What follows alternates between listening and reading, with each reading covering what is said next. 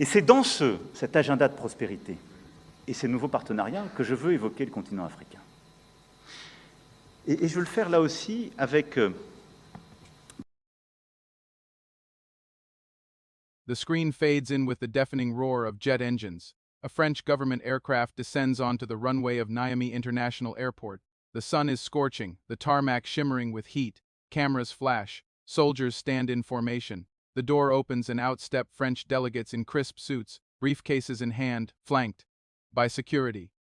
But this is no friendly state visit. This is a high-stakes gamble, a 500 billion gamble, and France is walking straight into the lioness den. Because this time, Africa is not waiting with open hands, it's waiting with closed fists.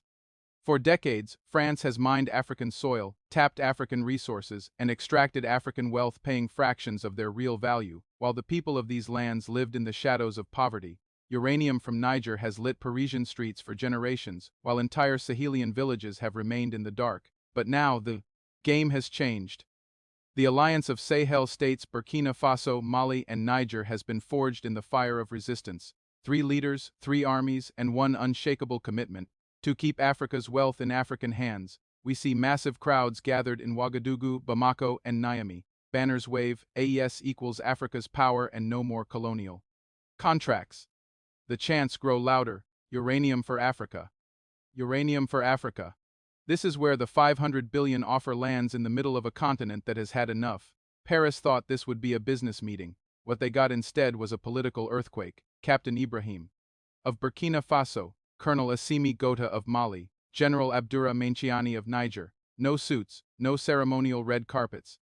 Just military fatigues and the iron glare of men who know history is watching inside those closed-door meetings. France placed their golden offer on the table, $500 billion for the rights to AES uranium. But in return, Paris would control the mines, dictate the price, and own the future. And then came the words that shattered the illusion of diplomacy. Africa is not for sale. Our ancestors paid in blood for this soil. We will not sell it for paper. Not today, not ever. This isn't just a story about uranium. This isn't just a story about $500 billion. This is the moment Africa looked a former empire in the eye and said, "You will not take from us again." Stay with us, because what happened inside that meeting and the plan AES just unveiled will change the future of the continent and the balance of power in the world. The cameras cut to a tense skyline over Ouagadougou. Military trucks rumbled past in the background. The streets were lined with flags of Burkina Faso, Mali, and Niger fluttering in the dry wind. The newsroom lights dimmed just enough to cast a shadow across the presenter's face, and his voice dropped into a tone that made even those watching at home sit forward. Tonight, we bring you breaking developments from the heart of West Africa. France, a nation whose shadow over this region stretches back centuries, has sent a high-level delegation into the capitals of the Alliance of Sahel States. Their mission: to secure a uranium deal valued at an eye-watering $500 billion. A deal that could rewrite not just the economic map of the Sahel, but the balance of power between Africa and the West. But in a twist that Paris did not anticipate, this is not a boardroom negotiation. This is a battlefield of ideology, sovereignty, and survival. The screen flickered to grainy live footage from Niamey's International Airport, a French government jet touching down under the glare of television cameras. Diplomats in tailored suits descended the stairs, clutching briefcases heavy with contracts and promises. France wants uranium, the presenter continued, his voice carrying the weight of decades of exploitation. AES controls some of the largest untapped reserves in the world. And in a world scrambling for clean energy, nuclear power, and raw dominance in resource security, this is not just business, it is war by other means. But here's where the story takes a turn. France came expecting to dictate terms. Instead, they found a wall of steel in the form of Captain Ibrahim Traoré, Colonel Assimi Goïta, and General Abdurrah Manciani, leaders bound not by personal gain, but by a pact that Africa will never again be sold to the highest bidder. The broadcast cut to footage of the 3 leaders together in Bamako. No lavish suits, no champagne handshakes. Just military fatigues, stone faces, and a united front. The presenter leaned in.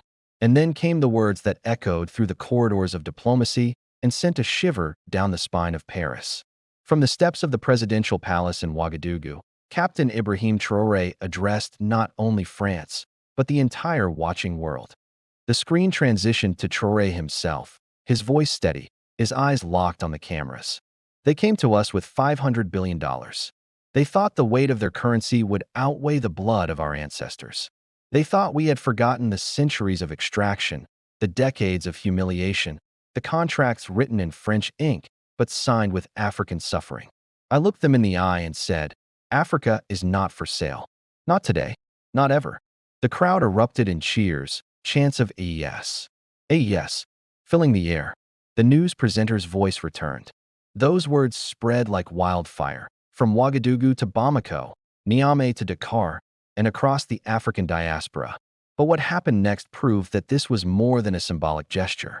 This was the opening move in a counteroffensive that could redefine Africa's economic independence.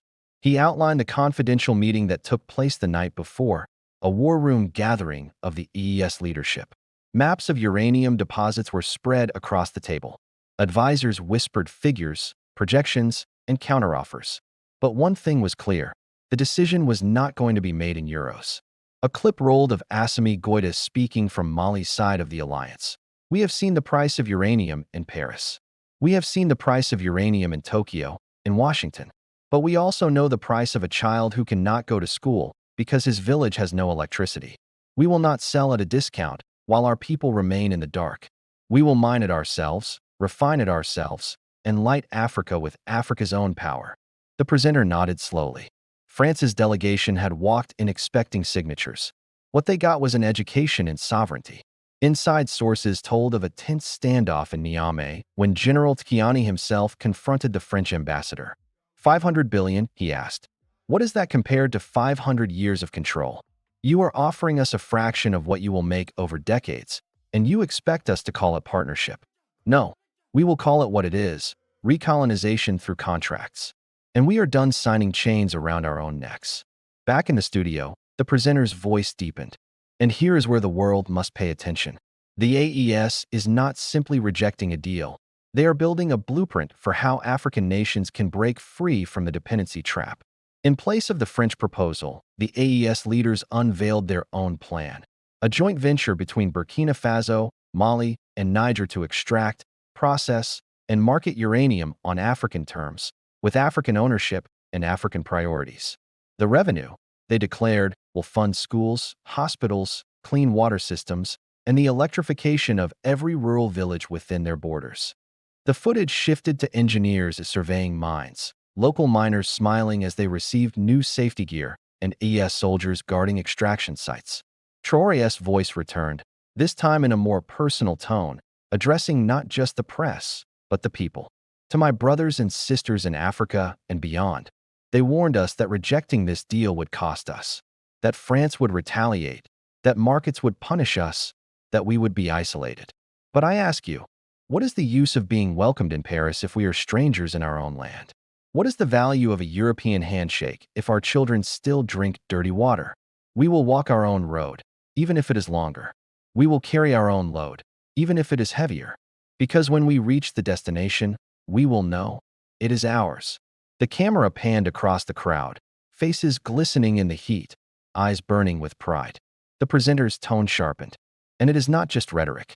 Already, AES technical teams are in talks with partners from Asia, Latin America, and even within Africa to exchange uranium for technology infrastructure and agricultural investment, not for cash that disappears into offshore accounts, but for tangible development that stays on the ground. He paused. France's $500 billion carrot has turned into a diplomatic lightning rod. Across the continent, other resource-rich nations are watching. And in Paris, sources confirm that the delegation's report to the Élysée Palace described the meeting as, quote, a coordinated wall of resistance unprecedented in modern African history. The final clip was Traoré again. This time his voice raised, his fist clenched. Let it be known, from the sands of the Sahel to the streets of every African capital, we are not afraid. We will not trade our dignity for currency, and we will not bow to threats dressed as generosity. If Africa must rise alone, then we will rise. And when we stand, the world will see that we stand forever.